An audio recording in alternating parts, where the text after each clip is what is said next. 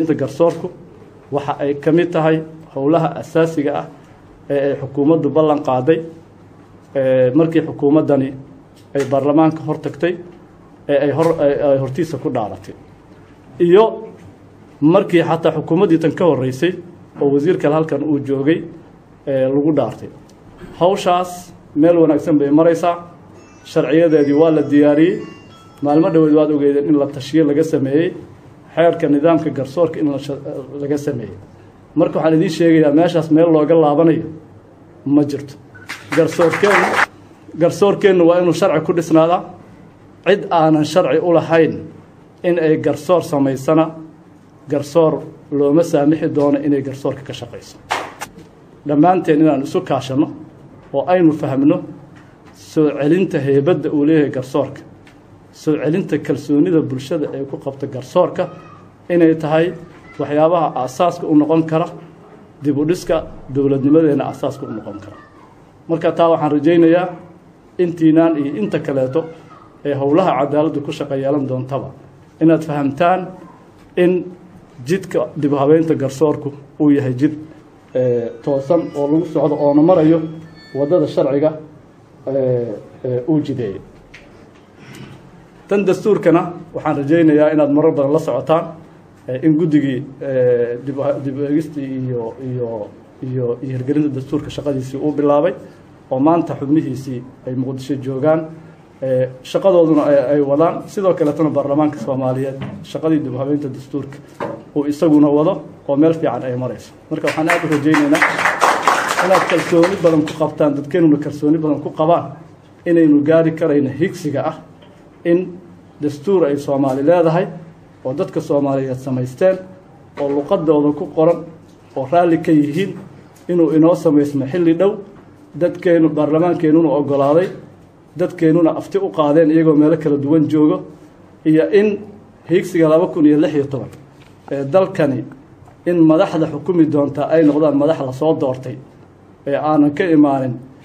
reer hebelaa soo magacaabay hebelaa soo magacaabay in la gaarsiiyo inay tahay jid inoo furan doorashadeennana ay ku xiran tahay annaga iyo sidii aan oga shaqayno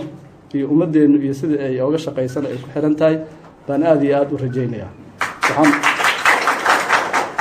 waxaan kalsooni badan ku qabaa in dalkeenna maanta markaan eegno meesha uu maraayo iyo meeshii aynu ka nimaadnay 2 sano ka hor 5 sano ka hor 10 sano ka hor xataa 20 sano ka hor oo laga yaabo barkiin inay aad u yaraayeen iyo meesha aynu hadda joognaa inay kaaf iyo kala dheerito meel wanaagsan aynu joogno dalal badan oo adduunyada ka mid ah inaynu maanta ka fiicannahay marka la eego jidka aan horay ugu soconno marka waxaan rajaynayaa inaanan niyad jab inugu dhicin inaanu dalkeenna iyo dadkeenna meesha uu joogo ka saarno taariikhda mas-uuliyadda dadka ku leh waa innaga waxaan rajaynayaa marka inaanan u nuglaanin waxyaabaha iska ama dacaayadaha ah ama niyad jabka ah ee cadowga ummadda soomaaliyeed marar badan uu dadka ku faafinayo waa inaanu soomaaliya hore aadi karin inaanay soomaaliya midoobi karin inaanay soomaaliya horumari karin meeshii aan wax ka qabannaba tallaabooyin wanaagsan oo horumar ah ayaynu dalkeenna iyo dadkeenna gaarsiinaynaa waxaan aad iyo aad u jeclahay inaan u mahad celiyo macallimiintii tababarka samaysay waxaa kaloon jeclay inaan u mahad celiyo howlwadeennadii wasaaradda iyo khubaradeedii waxaan rajaynayaa in munaasabadda soo socota aynu isugu imaan doonaan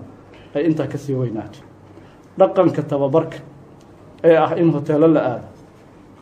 oo goobta shaqada laga maqnaado oo kharash badan la bixiyo oo dibadaha la aado oo maalmo la maqnaado oo hoteello ajnabi ee la seexdo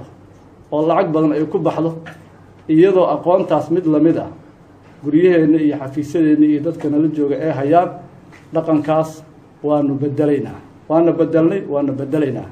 aad iyo aad qorsheynta iyo tababarka waa hore waxaa ii imaan jirtay tababar baa la rabaayo kharash intaas la eg baa loo baahan yahayo hotel hebel baa la rabaayo ama dibadda dad loo qaadayaayo sheekadaa waa naga dhamaatay soo maha waxyaabaha dhaqanka in la bedelo u baahan ayay ka mid tahay saacadaha aynu isla joogno iyo goobaha aynu haysanno si kasta ha u foolxumaadeeno guryaheennu ha jajabnaadeeno ciriiri ha ahaadeeno kuleyl ha ahaadeeno duruufahaas baynu waxaynu haysanaynu ku samaysanaynaa maalintii aynu u baahna aqoon inaga maqan ee dibadda inaga jirto cidda aan u dirsanayno iyo